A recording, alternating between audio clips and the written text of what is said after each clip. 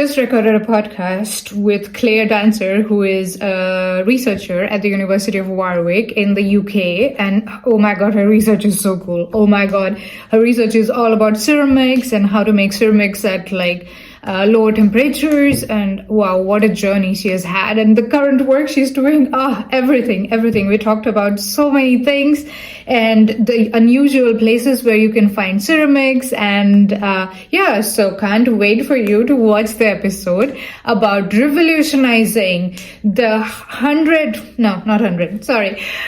shattering the 10,000-year-old cooking recipe of ceramics.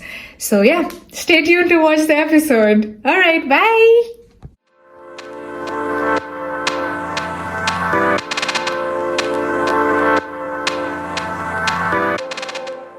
Hi everyone, I am Pranoti, your host of Under the Microscope podcast, and today we have with us Claire Dancer, who is a reader at University of Warwick, which is in the middle of England. Hi Claire, welcome to Under the Microscope. How are you? I'm good, thank you, Pranoti. Thank you for having me on the podcast. We're happy to have you. So before I get into your science, what's a reader? Claire, we are all readers. We can all read. I know. I've gone through quite a lot of my career to now be able to call myself a reader. I did think I qualified rather younger. But yes, a reader is sort of the third rung of the ladder in the UK system. The UK academic sort of system is in a bit of flux right now, and everyone's calling things by different names. We always used to have lecturer as your first academic post, then senior lecturer, then reader, and then professor. So reader is kind of sub-professor. We don't actually call them that anymore. Even in my university, we have assistant professor, associate professor, then reader, and then professor.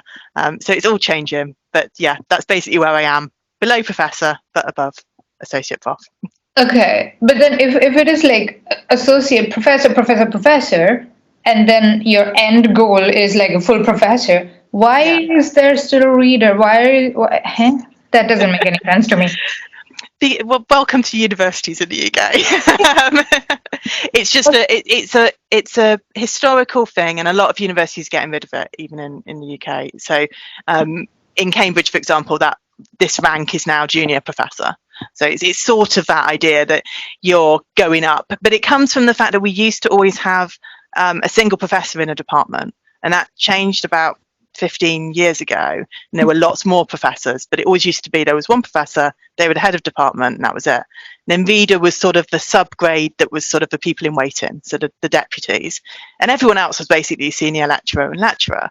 But it has changed, and it's sort of seen as a step on the route up to being full professor. Okay, so next time, hopefully soon, when you're taking over the account, you will be a professor. Fingers crossed. Who will have her own readers to read scientific papers for. Sorry. That's the dream. Yes, people to read for me.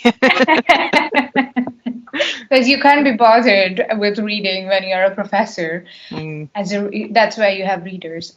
You're supposed to know everything by then, right? Yeah, exactly. Yeah. Mm-hmm. Yeah. Okay. All right. So it's a historic thing. Okay. That's interesting. And speaking of history, you were telling me a bit about the connection between India and Warwick. There is this special connection. So please tell me about it again. Yeah, absolutely. So I'm based in a department of the university that's confusingly called the Warwick Manufacturing Group. Mm-hmm. And the Warwick Manufacturing Group started off as a research group in the School of Engineering at Warwick, and was founded by our founding chairman, Lord Kumar Bhattacharya. He had come over from India as an apprentice, I believe, so really quite a long time ago, had come over to make his career in research and teaching in the UK. And he founded the Warwick Manufacturing Group to try and bring a little bit of industrial connection into universities. So we were founded on that basis that we'd have really close industrial ties, and we've always historically, as I was telling you, had this strong connection to Tata because they were childhood friends, and there's a really strong connection there between the two groups. So yeah, my department has really close ties to India. I think some of my department heads are out there right now talking to Indian institutions, and we have a really great link to IIT Kagapur where they send students over quite regularly, which is a really nice thing. So there is that strong link. Sadly, Lord Bhattacharya passed away in 2018, but I think in the time since then, we've still cemented that relationship, that we have that really close tie, and have that really good link into India and everything Tata. So Tata Steel and JLR, really close connections to my department. Ah, that is so nice to hear. Tata is like a big, big, prestigious brand. It's not a brand. I think it's an emotion in India. If you say Tata, it's like, yeah, it's from salt to tractors. Everything is from Tata. I mean, we have it's so heartwarming to speak with someone who is at a university or at a department which has close connections with Tata. It's so cool. Oh my God, this podcast is even more special now for me. All right. So, Carrie, you mentioned you're at the Department of Manufacturing Group at the University of Warwick. So, what is your research? Could you explain it to us in super simple words, please? Sure. So my research focuses on ceramic processing. So ceramic materials are incredibly useful materials that get overlooked quite a lot because people think they're very brittle and they break really easily.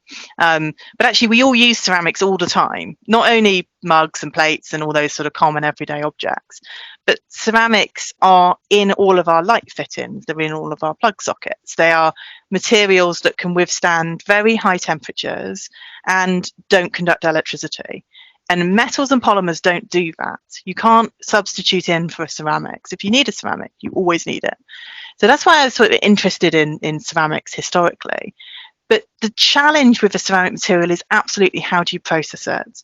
Traditional ceramic processing, you have to take up the material, you make the material from a powder.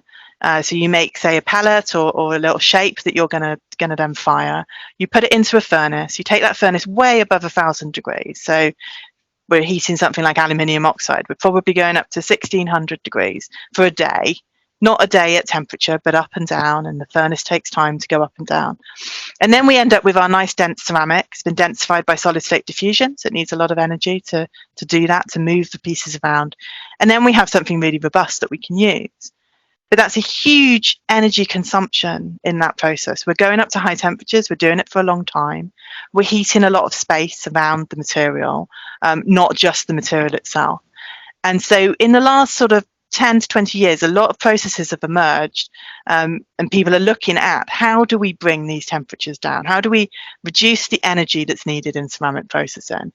Because if we don't, we can't, the ceramics industry can't hit their emissions targets. The cost is going to continue to be absolutely huge, and ceramics won't be able to be used. So within my group, I sort of think of us as tackling two main challenges. And the first one is around energy use in the ceramic industry, energy use in making ceramic parts. Because we know 90% of the energy in the lifetime of a ceramic is used in manufacturing it. So there's a big win there. If you can reduce the temperature, the energy, the time, there's a big win. And we also know from research that was done that while we can do things like pay ceramic manufacturers to change their gas kilns that are often sort of 40 years old, very long-standing technology that keeps working for a very long time, we can pay them to change those to electricity. And then they can run on renewables, and that's great. But it doesn't actually solve the problem. It doesn't bring the energy use down enough. So from a research perspective, working on low energy, next generation ceramic processing technologies has a real win from an energy perspective. And there's another thing that we work on, which comes from sort of history of my interests and what I'm kind of interested in personally, which is that often people resist using ceramics in devices because they can't process them to full density. If you're making a solid state battery, you have layers of material all joined together. You've got a metal current collector, you've got electrodes, which are probably made of some kind of pseudo ceramic, but doesn't need to be fully dense, so it's probably okay. You have polymer separators and binders. And then traditionally you would have your liquid electrolytes swimming around in there. If you're going to make that a solid instead, and you want it to be dense and to have really good energy capacity and to be safe, which is one of the major reasons we want to use solid state batteries, you have to sinter that ceramic to high density. And the sintering temperatures of those ceramics, they're no different to the other ceramics above 1,000 degrees. You take a piece of aluminium current collector up to 1,000 degrees and you don't have your current collector anymore. Your polymer is long gone. So you can't do it. And people resist doing it. And they do things like they'll stick the ceramic together with polymer and make a sort of sticky goo. But then you don't get the properties that you really wanted from using the ceramic, and it starts to be questionable, is it worth it? So one of the other major challenges we have is to think about, can we find methods by which we can densify ceramics, get those high temperature properties, the really dense ceramic parts, but do it all at much lower temperatures. So we've been pushing our temperatures down and down as far as we can go with a couple of different methods. But they drive the temperature down below the melting temperatures of metals, and some of them drive the temperature down below the melting temperature of the polymer as well. So it's a really there's really compelling reasons to work on this research. And yeah, we have a whole toolbox of things to bring to the table to try and apply to lots of different applications. Oh, that sounds so cool. Oh my God. I don't think we've had many, at least I don't recall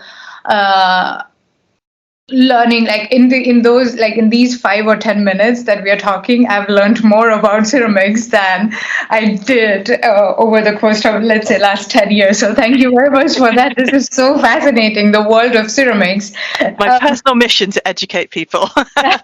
There's not many of us around. Yeah, definitely. And you also mentioned that ceramics, so when you say ceramics, you're absolutely right. The first things that come to my mind is my coffee mug or my plate, or I don't know, you mentioned in the sockets, the electricity sockets, we have ceramics. So what are the most unusual or the wildest places where we can find ceramics that we don't even know, in day-to-day life, for example? Oh, that's a really interesting question. There's loads of them. And actually, when I teach ceramics, I teach it from applications. So we teach all the properties of ceramics, but from an application basis. So I'll take you through a few of them. So the most exciting one to many people is ceramic armor. People don't think you can make armor out of a ceramic because it'll just break, right? It breaks so easily. But actually, a ceramic. Sorry, what's an arm? Like the armor, thing, like the shield. Yeah. So most soldiers wear a chest plate and a helmet, which is made of ceramic. And they have to be told not to stand on them because that is not good for them. But it inserts into the vest. And it's made out of silicon carbide. The helmets are normally made out of boron carbide because it's lighter. But yeah, they're made of ceramics because ceramics are the best at defeating bullets. And actually, if you want an armor system, you don't want the equivalent of a ceramic armor breastplate would be a chunk of steel, a thick chunk of steel. It would be at least 3 or 4 times as heavy. And the soldiers already carry enough. They need something light and effective. And why does ceramics work as armor? Because ceramics are harder than the bullets that are coming in. So in that dynamic moment when a ceramic is hit by a bullet, it dissipates the energy and it either wears the bullet away, because if it's in a metal casing particularly, essentially you've got a friction action and it wears it away, or they take all the energy and absorb it and the bullet just falls away. So you're either destroying it or you're taking the energy out, one way or another. And they're normally put into systems. So the ceramic part is called a disruptor. So it's the thing that sort of defeats the threat. There's also absorber layers, which are things like Kevlar and polymer, which absorb the energy more effectively. But yeah, they are very, very effective as armor. So all tanks have ceramic armor all over them. It's a really big area. Oh my God. But it's not something people expect because ceramics break really easily, but they don't break really easily in certain situations. Ceramics are incredibly strong under compression. And whenever people tell me ceramics are weak, I say, what's your house built of? Your house is built of ceramics. No. Your house is bricks of ceramics. No way. I really am teaching you something. Well, bricks are all ceramics, and why is the story of the Three Little Pigs? My kids love the story of the Three Little Pigs. Why do we end up with a ceramic building, not one made of sticks and not one made of straw? Because the bricks are really, really strong when they're in compression. Now you take a piece of ceramic and you try and bend it like this, yeah, it's going to break. It's going to break. You try and stretch it, it's going to break. You put it under compression, no, it's fine. It's happy. It's absolutely fine. Because the way that a ceramic breaks is you form a microscopic flaw, a little bit of porosity, a tiny little bit of crack opening, a little defect in the structure, and the flaw comes from there. But it has to be pulled open. You have to pull it open somehow. So if you don't have any tension in your system, it's really, really strong, and they're really durable, and they'll outlast us. So yeah, I love that I've shocked you. Oh my God, you're absolutely right. Yeah, bricks. Oh my God. Oh my God. Yeah, ceramics are not brittle. Well, they can be brittle. They are brittle, but they're not weak. They're not weak. Yeah, they are not weak. They're not. There is no way that you can describe a ceramic as weak, because they are the strongest materials in many ways that we know. Diamonds are ceramics. People forget that. No, they're stones. No. Stones are ceramics. Yeah. Everything is ceramics. No, not everything is ceramics, but lots of useful things are ceramics. So that's one example. Another example, which is quite different, is that we can make knives out of ceramics. And if you make a knife out of zirconia, zirconium oxide, it will last without sharpening, so long as you don't snap it again. Don't go in with something, really, really hard, cutting up your really, really hard vegetables or something and twist the knife, then you're in trouble. But if not, it will stay sharp for a very, very long time, because they're very, very durable, and they're much, much harder than anything you would use it on.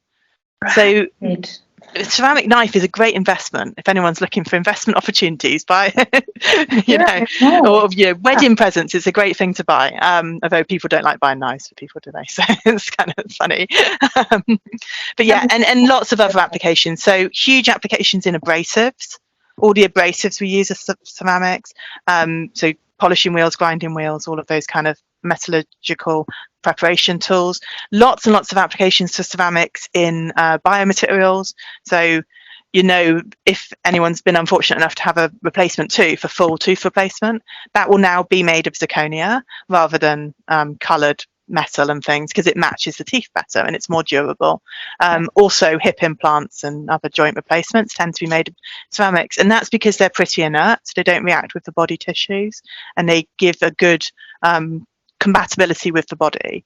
They're not perfect, but they're better than a lot of the alternatives. So there's a huge raft of applications, structural and functional. I didn't really touch on the functional there, but so structural would be anything where it's sort of load bearing mechanical application, or under wear or whatever. Functional would be more like it's in a device, it's in a battery, it's in a capacitor or a superconductor or a magnet. An awful lot of magnets are ceramics. But it's an interesting, in many ways, ceramic can be a very difficult thing to define, and that sort of almost leads to how interesting they are. But really, ceramics have a particular type of mechanical behaviour that's non-predictable. And that's what really defines a ceramic from a material science perspective. That's what I learned as an undergrad, was metals have a predictable failure stress. Polymers have a predictable transition from elasticity to plasticity. We can plot that out. Ceramics are going to break when they want to break. Because they break from these microscopic flaws. You don't know when they're going to break, what's going to cause the fracture. So you buy a piece of ceramic from a supplier, and they'll tell you this is what we think it is, and they'll give you a statistical distribution on what the strength of the material is. And that's what makes something a ceramic. It's that unpredictability and its fracture behavior. But that's not what we use it for quite often. So it does give rise to this absolute world of applications that we can use them for. Oh wow, that is so cool. That is so cool. Oh my god. So, okay, Claire, tell me, how did you become the ceramics expert? Like, tell me about your career journey. How did you become this in my head, you're like the ceramic queen. Like if I have any Aww. questions about ceramics, I'm gonna come to Claire, the ceramic queen. So how did you end up in Warwick being a reader and ceramic queen? Okay, I will. Let me start. Where should I go back to? Right, I'll go back to. I grew up in South Wales. I lived near Cardiff. Went to school there, and I was always really interested in science. Like my dad was a scientist. He was a microbiologist, and he worked at Cardiff Uni. And I always had that kind of knocking around in my life, which is very, very fortunate, really, because it does change how you sort of approach things and what you think you can do. So I felt like I had a massive rebellious streak and decided I was much more interested in physics and engineering than biology. Biology seemed a bit of a pain. You had to go to the lab in the middle of the night and turn things off and all this. And yeah, physics was much more interesting. So I used to do lots of things at school. I did the sort of engineering courses, various things I'd go off and do, and lots of sort of astrophysics. I really wanted to be an astrophysicist. I always wanted to work for NASA. You said it was always the dream to work for Tata in India. It's like, go and work for NASA. That's what you want to do. I'm not there yet, but you never know. But as I went through school, I studied sciences, specialised in sciences for A-level and applied to Cambridge. And at Cambridge, you apply for natural sciences. You don't do a specific science degree. So my list of places to apply to was like Cambridge, natural sciences, and then physics everywhere else. It was all physics. And much to my surprise, I got in, which was barrier one crossed. And when I went off there, I started natural sciences, chose physics, chemistry. You had to do maths, and then I had one more, and I thought I'll do material sciences. That sounds interesting. That sounds like something I don't know much about. It's kind of engineering-y. I'd had two minds about doing engineering or physics, and it took me about 4 weeks. Terms at Cambridge are 8 weeks. Halfway through, I was like, no, I want to do materials. Materials is much more interesting, and I think actually, the truth of it was the bits I found interesting in A-level physics. It was things like Hooke's law and Young's modulus and deformation of materials.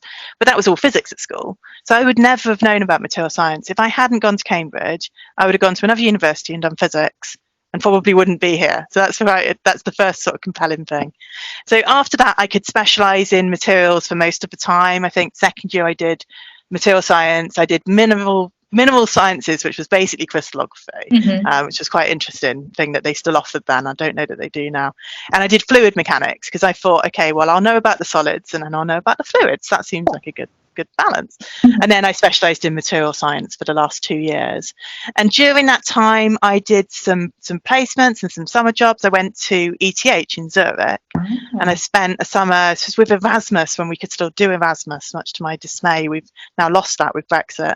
But I went out to the surface science lab and worked for a professor called Nick Spencer, and he was a Cambridge grad. I think he liked having me around because he could talk in like British English to me instead of talking to all his Swiss colleagues. And I realised that actually what they were doing was really interesting. I was using the microscopes. I was trying to work out how to make a graded structure on a surface film that we would basically template a chemical structure and put a polymer over the top and make it segregate according to the underlying template and then peel it off. And of course, in 8 weeks, you don't get anywhere. But we tried, and it was really interesting. And that, I think, coming at the end of that was the summer between third and fourth year of my undergrad, and it was the perfect time. So it made me realise, this is what I'd like to do. I'd like to do a PhD. I'd like to go and do a PhD somewhere. So I was quite fortunate to find my PhD. I think it was quite serendipitous that I actually found it. But I'd done my third year individual project with Judith McManus Driscoll, who'd only recently come up to Cambridge. So I was very lucky in lots of ways. And she offered a project looking at a material called magnesium diboride. And magnesium diboride is a superconductor. It was only found to be a superconductor in 2001. And compared to most superconductors, anyone who's looked at a chemical structure for a superconductor that's a high temperature modern one, it's 4 or 5 elements. It's non-stoichiometric. It's this very specific composition that you have to get just right. And then you get a great superconductor, fine. Magnesium diboride comes in a jar. You could buy it from Alpha Razor. You could buy it very cheaply then. You can't buy it very cheaply now. It used to be very, very cheap. And it's just 2 elements put together. So why on earth does this superconduct at 39 Kelvin, an industrial compatible temperature? We can take a cryocooler down to 39 Kelvin easily. And there was an absolute explosion of research in that field. So I did this short project with Judith on that, and looking at different structures and looking at things. And then I happened to see an advert for a PhD at Oxford on the same topic. And I was like, yes, this is what I want to do. So I thought, okay, I can move to Oxford. That's not a big deal. Like, that's fine. I'm fed up of Cambridge anyway. It's no, I just everyone was leaving and taking proper jobs, and I thought, okay, I'll leave as well and go somewhere not very different, but different enough. Yeah. And so I moved over there, and I spent 4 years on a project called ceramic processing of magnesium diboride. And in many ways, that's where it starts. I think I was really interested in ceramics for my undergrad studies. They just seemed like the most interesting materials to work on compared to the others. Not doing everything else down, but to me, they were the most interesting because they were awkward and difficult, and it was a challenge to work on them. So I spent 4 years working on this material. Magnesium diboride reacts with water, so you can't do lots of processing. It oxidizes like crazy, so you can't do loads of processing. So there was lots of like working around all these problems and challenges, and eventually came to the conclusion that you need high pressure and high temperature, and you need a very, very protective environment, because the moment you form magnesium oxide, which it wants to very easily, you start killing the superconductivity in the system. And so I learned about things like the importance of getting a connected structure. It's not just about gluing the particles together with something else. You've got to actually connect the two particles together and make a proper grain boundary, not just that glue sort of thing. And that was really interesting. But after 4 years, I was a bit fed up of annoying system and thought, okay, I'll go and work on some normal ceramics. And I was lucky enough to get a project working on ceramic armour, which is where I know about ceramic armour. And that was working on more conventional oxides and some carbides. And we looked at constructing some tests for slower than ballistic, but still dynamic testing and things like that, and looking at how things break. Ceramics react very differently to a dynamic impact than to a static impact. It's because there's not enough time for the cracks to grow. So lots of cracks grow at once. And so you get a lot of internal damage in the system. We found a method using a sort of modified Raman spectroscopy. We could map out the, we could use that to map out the residual stress and the plastic deformation that's caused by this microcracking in the system. So for one major question in ceramic armour is, can we make armour which can be hit multiple times? Because obviously that's a real challenge. If it's been hit, you can't replace it in the field. So what do you do? And it is really challenging. It's really hard to make things multi-hit reliably. The practical solution to this is make all your armour tiles very small, and then if one gets hit, it's not such a problem. But I don't think we really solved that one. But we worked out a method to understand it better. Yeah, the project was understanding and improving ceramic armour, and I think we understood it, but I'm not sure we improved it very much. But yeah, understanding is the first step. Absolutely, no, we got there, but yeah, the other bit was a stretch goal. But yeah, but it was such an interesting project to work on, and in many ways it made me a proper ceramicist, because I was working on the conventional materials, not the weird ones. And so that gave me a bit more sort of interest in ceramics. But a project then came up. I wanted another postdoc. Wasn't quite ready to sort of look for proper academic jobs at that point, but still wasn't completely convinced that's what I wanted to do, I think, at that point. But so I moved to another postdoc which came available, which was on metamaterials. And this has really sort of had quite a major impact on me now, thinking about metamaterials and these structured materials, which are so interesting. They're structures of materials that have these unique properties or unusual properties, and certainly properties that the parent materials don't have. That's the really key thing with metamaterials. And figuring out ways to make them was quite an interesting exercise. And it led me to doing some polymer processing for the first time, which I hadn't ever done before. But we were incorporating ceramics into the polymer to then make a structured metamaterial in different ways, with 3D printing and with moulding and different approaches like that. And it was really interesting, but it sort of felt a little bit like giving up. Like, why aren't we doing the ceramic processing? Why aren't we trying the ceramic method? It sort of felt like that was too hard. It was easier to make things by polymer routes. And that is something I'd get behind, but there are applications where you want a ceramic still, and where you're still interested in that. And so that sort of is where I went on into this sort of independent academic job. So I saw an advert for a job at Warwick. I was looking for jobs. My husband and I were looking for jobs in the same place, or at least roughly the same place would have been great.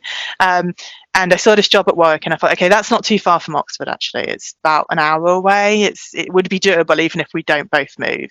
So let's apply. And not much to my surprise, I got an interview.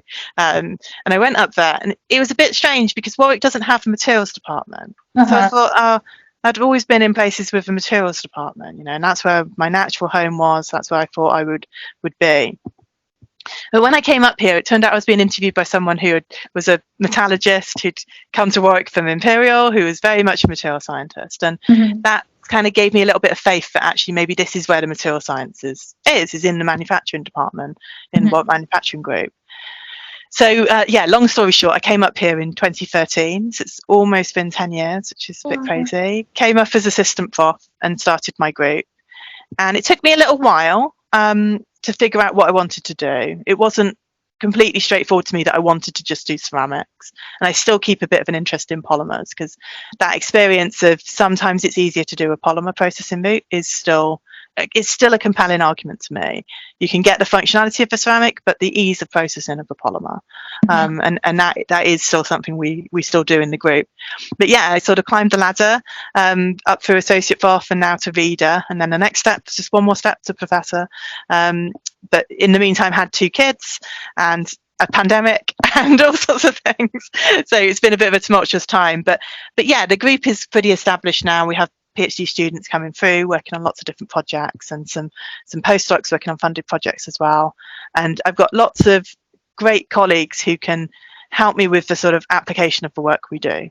People who are specialists in batteries who can tell me, okay, if you've made this material and it has this kind of cycling capacity or something else that I don't fully understand, then it will be a good battery. And that's really, really great to have these people around me who can really push what we do in my niche, the ceramic processing niche. That's great, that's mine. But where we overlap with other people, that's the joy of being in such a diverse university where people are working on so many different challenges. And yeah, lots of interest. That's how I got here. Long story. Oh my God. No, this was great. This was wow. So you're from, after those, once you started your journey, within 2 weeks or within 4 weeks, you realize that in your heart you're a material scientist. It's like a true material scientist. Yay! Because material science is the best, but you don't know about it at school, do you? It's such a challenge. Yeah, absolutely. When I started my undergrad in 2008 in India, we didn't have a material science department. It was called metallurgical and material science engineering. Yeah. And back then, whenever I would tell people that, yeah, I'm doing my undergrad in metallurgical and material science engineering, they would just ignore the material science part and just focus on metallurgy. And even the metallurgy part, they would be like, oh, so you're working with metros. Is it metro cities? So that was also a bit like, what? But yeah, it's really nice to meet you, Claire, who is a material scientist. And you're kind of like, usually people start with physics or chemistry or biology, and then they transition into material like on paper. But in your case, it's like material science. Now at the manufacturing group. That's a bit of a... Yeah, that's true. I probably am a bit rare in that one. It's the different approach, isn't it? But yeah, you're right. An awful lot of people I know who work in materials didn't do a material science degree. And I think in many respects that's absolutely fine. And there's lots of material science research for everyone. Yeah. That's great. But the thing I challenge people on is that material science is about microstructural evolution, microstructural development. If you're not thinking about that, you're not really working on material science. You're doing other related things, and that's great. And materials is for everyone, etc. But ceramics and metals, not so much polymers, but ceramics and metals have a grain structure, they have a microstructure, and that is what gives them their properties in the end. It's not just the chemistry, it's all about that microstructural development. And that's the only thing I'd ask people who come into the field without doing the undergrad. You've got to understand microstructural development and grain boundaries, and then you'll be a proper material scientist, and I'll be happy to call you that. I'm so this is like music to my ears. Yeah. Grain boundaries, grains. No one talks about it. Oh my God, no one talks about it. Oh my God, no one talks about it, and it's my mission to educate people and get it into my lectures all the time because it's important. We will do this together. Count me in. Grains and grain. Let's make grain boundaries great again. Because Oh, yeah, once that perfect. We'll get happens- some hats. Yeah. Absolutely, absolutely. So, Claire, it sounds to me that since your bachelor or since your undergrad time until now, also now, you have been involved in a lot of interesting research projects. I mean, even at ETH Zurich, and with then working with the armors, and like this is so many interesting experiments, I imagine. And this is a tough question, okay? I know it for sure. If you have to pick one research project that you're most proud of, or the most fun or quirky one, could you pick one and explain it to us in simple words in the section we call In Other Words?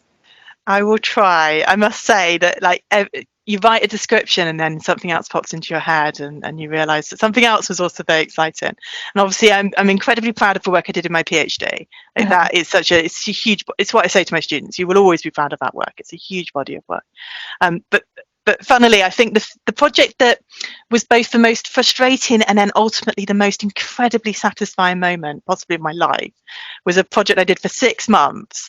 It was one of my first postdocs. I think quite often, I don't think I'm unusual in this, eventually you find your proper postdoc. But in that period between handing in the PhD and something else, you'll take anything. You'll take a quick contract, someone's end of contract, someone like on a short one. And this was an industrially funded project.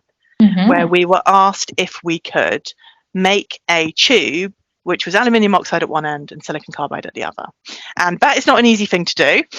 For anyone who's not a ceramicist, ceramicists are sort of putting their head in their hands right now, and you can't do that. The problem is that aluminium oxide and silicon carbide, the coefficient of thermal expansion is about a ratio of 2 to 1. So you can make this thing, and at high temperature, you'll have a tube and it'll be all straight-sided and exactly what you want. Then you cool it down and your straight-sided cube will go like that.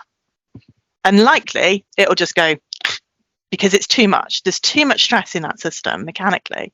And having a great big hole down the middle is not actually helping anything, because that just changes the stress state and makes it even more complicated, because now you have 2 free surfaces, not just one.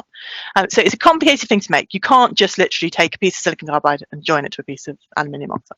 You have to be more clever than that. So there were 2 ways we tackled this. One was to change that residual stress. How can we change the residual stress? Well, you can look at the residual stress that's due to having aluminium oxide and silicon carbide.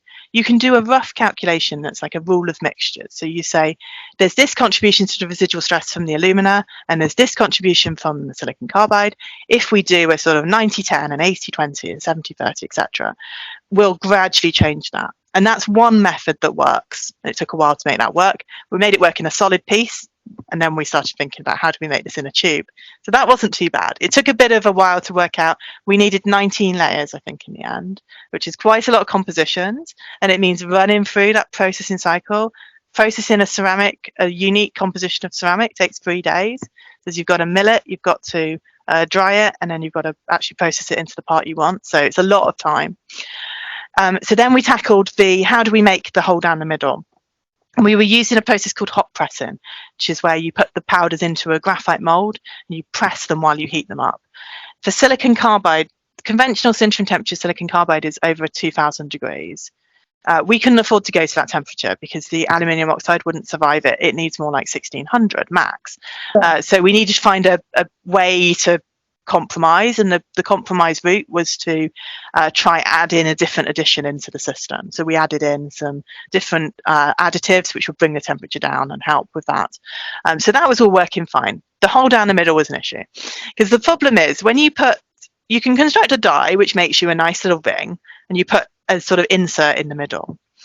And hot pressing to some extent relies on the fact that as you cool the sample down, it starts off the same size as the mold, put my fingers properly, and then it shrinks off, and then you can pop it out of the die because there's a tiny bit of space and you can just slide it away. When you've got something down the middle, it moves away from the outer wall, but it clamps onto the inner wall. So what do? Well, I tell you what you do. You keep going back to the hot press and taking out samples that you then can't get off the central core. And you scream in frustration and occasionally go off for a drink because you're just so annoyed with this whole thing. Right. But eventually, with some lateral thinking, some real careful thinking about the processing, we found a supplier who could give us some inner cores for this mold, which would shrink more. And that was critical. So we got an inner section of the graphite mold, which would shrink away from the ring, and it would take out. And I will tell you, the first time I took this thing out of the hot press was just about the best moment of my life. It was, I had months and months and months of broken samples. And broken ceramic samples are the saddest thing in the world. It's just like, oh, I did all that work, all of those days of processing, days and days and days of processing, broken. But you're learning all the time, and you've got to be persistent with those things. You've got to be a bit resilient and keep your eyes on the main goal. What is it that's causing this problem? You know, it's the central part. How do we get around that? There's ways, there's engineering methods, there's materials methods. And so we made this thing. And I remember I gave it to the industrial supervisor, the industrial contact. He was so pleased with it. And he took it to a meeting apparently and rolled it down the table at someone. And this thing was robust, it held together, and we'd done it. And that was just such a satisfying moment. I don't think anything will ever top that, actually, because it was such a project where I was working, just me and my supervisor most of the time. We were working together. There were lots of problems, lots of frustrations, but to have that satisfactory outcome was so valuable. And there's a lot of lessons from that project that I take on in sort of future work. So quite a lot of the metal materials work I do now comes from that grading, from that structuring that we did in that completely different application. This was making a tube for high temperature oil and gas handling. It wasn't actually anything to do with metal materials at all, but the processing is very, very similar. And so, yeah, it still inspires some of the group activities now, which is very interesting.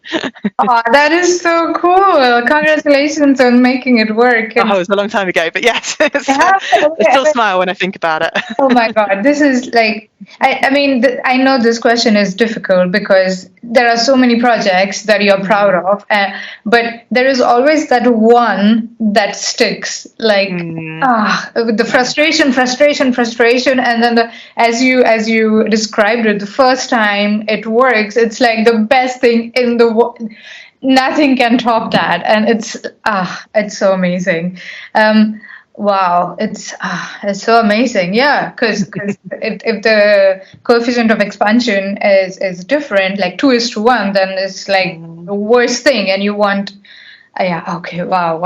Oh my God, that's so cool. Oh my God, that's so awesome. So you mentioned that ceramics are like silicon carbide is at what 1,000 or more degrees, 2,000 degrees Celsius, and then and aluminium oxide is of course way lower than that. It will just melt at that temperature. So probably won't melt, but you'd end up with an enormous grain size. That's the problem. So you'd be looking at sort of 2,500 for it to melt. But the grain size, the grain growth is very, very problematic. And then you'd end up with a very weak alumina component. That's the problem. Yeah. Right, because grain boundaries are where the dislocations can stop or build up. Kind of. Well, there are the cracks. We're going to get into very advanced ceramics now. Yes, not so many dislocations in ceramics conventionally.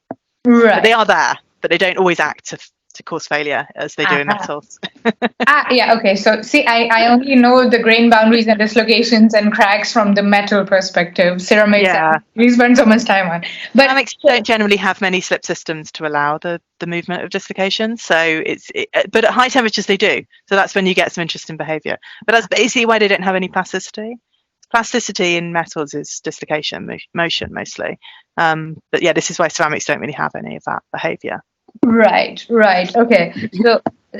So did you manage to make the silicon carbide at like lower temperatures then? Yeah, we brought it down to below 1850 in the end, which was fine.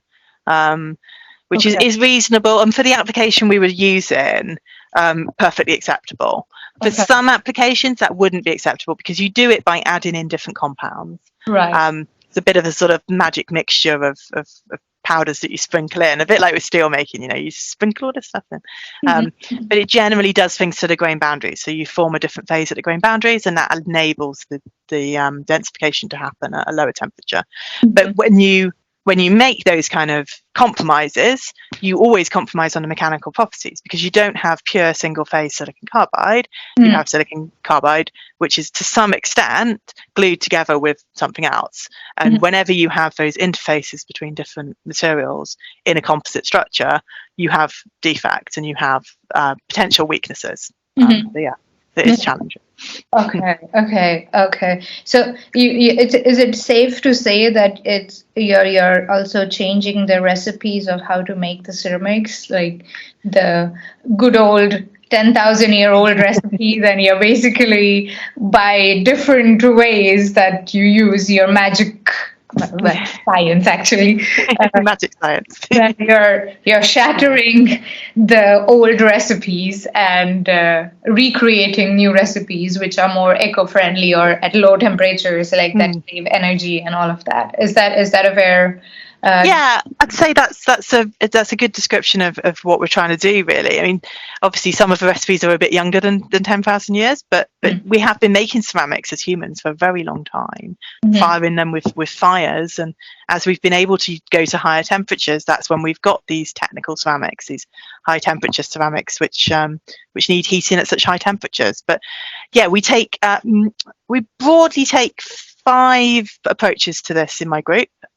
One of them is that first one, adjusting the chemistry, putting in different phases, changing things. So you're still doing basically the same process, but you can bring the temperature down a bit, but not dramatically, but a bit, which might just enable something else to happen. We've looked at similar things for silicon nitride, for example. Can we bring the temperature down just a bit, so we're more at 1750 than at 1950, 2000? Because it does make a big difference. The technology to make a kiln go to really high temperatures is much more vulnerable. You're taking, if you want to heat something up to such a high temperature, you are putting that material, the element that's doing the heating, through some really high thermal stresses. You're using a lot of energy to do that. You often have to do it extremely slowly. So any reduction you can get in the temperature can be really good.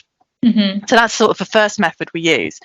We have a couple of sort of next generation technologies, we call them, because they are new, sort of emerged in the last 20 years, that we look at. One of them is called flash sintering, and it's called that because it happens in a flash. And often you get a flash of light when it happens, because there's a huge energy discharge. For flash sintering, we connect electrodes to the ceramic, and we put electric field through the ceramic material while we heat it to a more modest temperature than normal. And what this does is it focuses all the energy into the sample. So instead of heating up huge amounts of space and having to deal with a lot of thermal conductivity issues, we put all the energy straight in. And as you go to slightly higher temperature, you can't do it strictly at room temperature. You have to put some energy in. You adjust the ionic conductivity of the material. That enables more densification to happen, because you get more diffusion of the solid state materials. So internally in these flash sintered samples, the temperature is extremely high. We've melted samples this way, so you know the temperature is incredibly high. If you can melt a piece of ceramic, you must be above 2000 locally. But we're only heating the furnace to 700, 900, maybe 1000, but it's much lower than we'd normally use. And that's a really compelling way to sinter a ceramic material. We have found it quite challenging though. The ionic conductivity has to be high enough, so you can't do it with every material. We're looking at ways that we can use additive approaches to bring those temperatures down. So if we put the right additive on the particle surface, can we bring those temperatures down for materials that don't really want to flash sinter in the same kind of way? So that work we do a lot with a company here in the UK called Lucidian, who have really nice scalable technologies for doing these flash sintering methods, and we work together closely with them. The second method we use, that's sort of a new technology, is called cold sintering, and this was invented by Clive Vandal in Penn State in the last 10 years, I'd say. This is really modern and up to date for ceramics. Cold sintering takes a different approach and is very useful for functional applications where you don't need the full density. But basically in cold sintering, you fuse all the particles together. You don't really densify in the same way, but you put a small amount of some kind of liquid, water if you can manage, a solvent if not, into your ceramic powder. You're not really making a slurry. It's not like this sort of very dilute, it's not slip casting, it's not really wet. It's just a small amount of liquid. And you put the whole thing under pressure. and you take it to a small temperature, somewhere between, say, probably between 100 and 300. It's that kind of processing window. And you put this thing under pressure, and what happens is a small amount of the material on the surface of the particles dissolves into the liquid. That is then in a liquid state, and instead of doing solid state diffusion, which needs a lot of energy, you're in a liquid state. Liquid phase diffusion, things can move around. That also lubricates the particles to rearrange into the best positions. And you end up, once you've done this, with a microstructure that basically looks like almost like a geological sample. You've got your particles all arranged in the best way, and between them is a sort of amorphous gloop of material that was dissolved and then reprecipitated when you reversed the processing conditions. And for some applications, absolutely not. It will break. It's ceramic armor. No way are we using those materials. But for something like a battery, actually the density is fine. It's not fully dense, but it's okay. We can cope with that amorphous material. We can actually use it to do some interesting things. And we've done some very interesting things in my group with putting things into that amorphous mixture to help with the electrochemical properties. And we can do it all at low temperature. And that's the real winner in the end. So we get rid of all these processing compatibility problems with this process. The challenging part at the moment is it does need pressure. And processes that need pressure are hard. To set up, to scale up, to move onwards from. We don't want to be making individual batteries, one at a time, coin cell. We want to be making a pouch cell on a line. So that's the challenge right now. Is so how do we take this idea, this thing that we know works, and make it into a useful industrial process? The other methods we use in my group aren't so, well, they're a bit different, I suppose. One of them is basically give up and use a polymer. And that, as I said before, has been extremely successful at times. And we've made some really interesting materials with polymer approaches. And then the third one is really to try and reduce the number of processing steps involved in making a sample. So this is where I sort of circle back to the grading. So instead of making lots of individual pieces and having to then fuse them together, we do it all in one processing step, and we put that all together. So it's sort of a combination of all the other technologies. And that's how we pull it together. So it's sort of 5 categories of quite broad categories of approaches, but all the work kind of fits under those areas. And that's how we tackle these problems. Okay, wow, thank you for sharing your recipe or your tricks with us. You didn't get all of them. Thank you for giving us a glimpse into the recipe. That is so cool. So Claire, it's clear to me. Claire, it's clear. That you really love the research aspect of being a scientist or being a reader now. What else do you like about being a scientist other than the research itself? What else? Yeah, this is an interesting one because there's lots of things actually. It's an amazing privilege to get to do this job, to get to learn things, to get to explore my own interests, to build something that is really focused around me and what I'm interested in. But I think the thing that's most compelling to me about being a scientist, especially being a material scientist, and the thing I notice in myself compared to other people, is you understand why things are the way they are. And I think there's a huge power in that in your everyday life in the world. If you understand why is something made out of a particular thing, why does that have that particular appearance or that particular property, or even why did that break? These are really interesting things to understand, and I think that's the really best thing for me about being a material scientist is understanding the world, really understanding why things are the way they are. Being able to explain it to my kids when it's why is it like this, that's what I really, really love about my job and about what I've chosen to do. So understanding really the why, that is really cool. Yes, definitely. It also sounds to me, Claire, that your research experience has been wonderful so far. I mean, of course, on the surface, from what I know.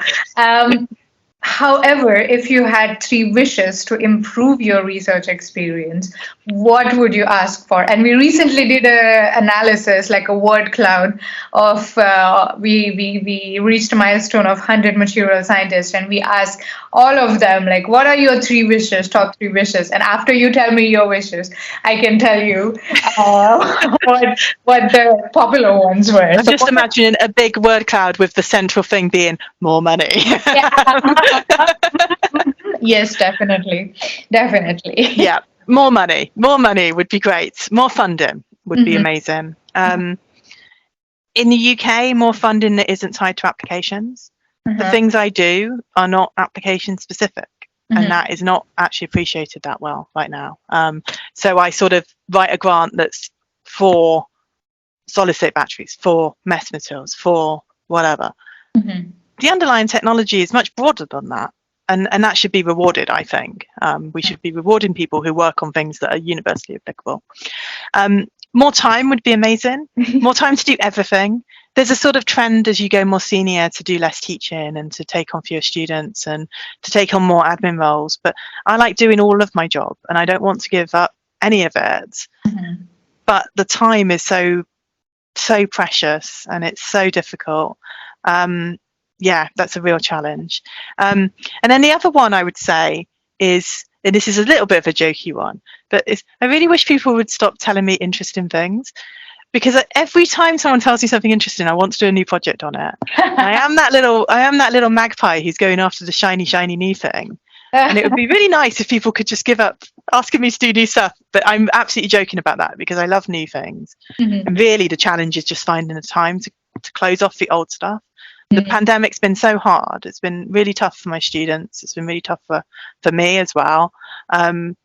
There is a huge amount of stuff that we need to publish and we need to get out there. But finding the time when there's so many other things coming up, it's really, really hard. So yeah, it's sort of that combination of things is what I really need. So more money, more time. And I think the second and the third, or rather all 3 wishes of yours are kind of connected. And yeah, I think that's probably right. Just more time and more bandwidth to do things that are really interesting. And yeah, definitely bursting with ideas you are. That maybe is just the nature of this opportunity though. Like I think I said to you, mid-career is a really great place to be. I'm mid-career right now, and you're not senior enough to get asked to do the really like scary important admin business stuff of the university, but you've got past that, like, how do I get my first grant, how do I get my first student thing. So you're in this really happy place where you can do anything, but you can't do everything. And I want to do everything. You can do anything, but you can't do everything. That should be a T-shirt, I feel. Well, that's the second business idea we've had. Exactly. Well, speaking of bursting with creative ideas, that's awesome. That's really cool. I really hope all 3 wishes of yours do materialize in one way or the other. Material science materialize. Not making puns on this very, very serious science podcast at all. Never happens. This has been wonderful getting to know you. And I can't wait for our followers to know more about your research, more about you, more about Warwick, more about the connection between Warwick and Tata, and everything. So what can the followers expect in the week that you are taking over the Real Scientist Nano Twitter account? It's going to be a very exciting week. I actually specifically asked for this week because that I've ended up with. Because it happens to be a week where I think I'm doing every part of my job, and that's not normal for like a given week. You know, it's a particularly intense week. But I will be talking about background and where I sort of came from, talking about our research, especially going through sort of how you conventionally process a ceramic and how we do it with these new technologies, and talking about some of the applications, so batteries and metal materials. But alongside that, you're all going to come along for a ride with me as I do teaching. I have a ceramics lecture to teach on the first day. It's the last week of term, so I'm seeing all my tutees. They all come along and have a chat to me about how the term's gone, and we exchange Christmas wishes, of course, because it's the last week of term. Project students who are will be then halfway through their project. So hopefully we might even have some results to have a quick sneak preview of. And then towards the end of the week, I'm involved in a UK initiative called the UK Metamaterials Network, and the co-investigator is like the deputy person. And on the Friday, we are running an outreach showcase. So I will take everyone around the exhibits and we will have a look at some real life metamaterials. I know people had a preview of that with the last person, but we'll have some more. And you'll get to visit the advisory board meeting. That might be a little bit confidential, but we will go along to the advisory board meeting together, where our advisory board, who are amazing and give us some great advice, will be helping us with what do we do with our network.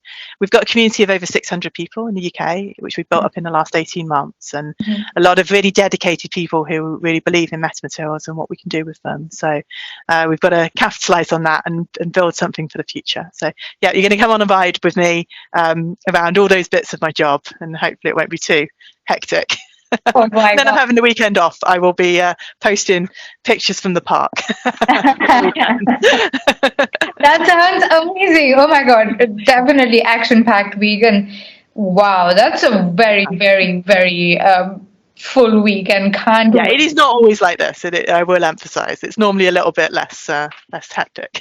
Okay. Well, we can't wait to join you for your week of lots of things that you're doing. Thank you very much, Claire, for speaking with me. This has been wonderful, and can't wait to have you on Real Scientist Nano account. Thank you so much.